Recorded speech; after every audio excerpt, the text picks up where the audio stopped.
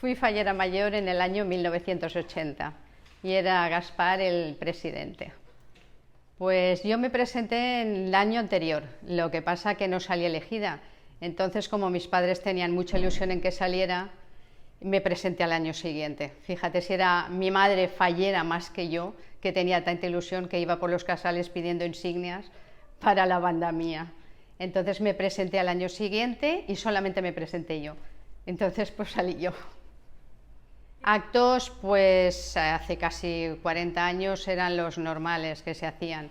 Las fallas, presentaciones, la gala del Marítimo, pero vamos, pocas más, no habían muchos actos. Mi presentación se hizo en la Sala Albión. Cayó un agua ese día, madre mía, qué agua cayó. Yo lo que pasa es que la verdad es que estaba muy nerviosa, pero la verdad es que fue muy bonito. Y que recuerde, habían muchas fallas invitadas. Luego también me hicieron un tipo de poesía que tenía que decir. Y fíjate si estaba nerviosa que hice la primera frase y se acabó. Pero salió todo muy bien. Pues con más cariño para mí la ofrenda. Incluso para cualquier fallero yo me imagino que la ofrenda es una de las cosas más bonitas. Cuando llegas a la Plaza de la Virgen, dicen tu nombre, la verdad es que es muy emocionante.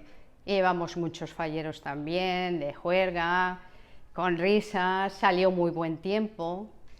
Y luego también mi padre pudo salir conmigo el día de la ofrenda y luego falleció 4 meses después, entonces fue muy importante para mí.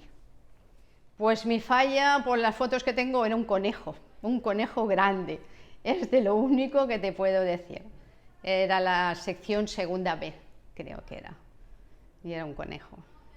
Pues mira, ese año la verdad es que nos lo pasamos muy bien, porque desde primera hora de la mañana sacábamos pastas para cuando se estaba haciendo las despertás, luego lo hacíamos los pasacalles, luego lo que eran pasacalles, la ofrenda, el premio, y en las presentaciones sobre todo lo pasamos muy bien, es lo que más recuerdo, también porque venía Adela y Paco, que eran los padres de la fallera mayor infantil, Adelita, que fue conmigo, y la verdad es que tengo muy buen recuerdo de todo ese año.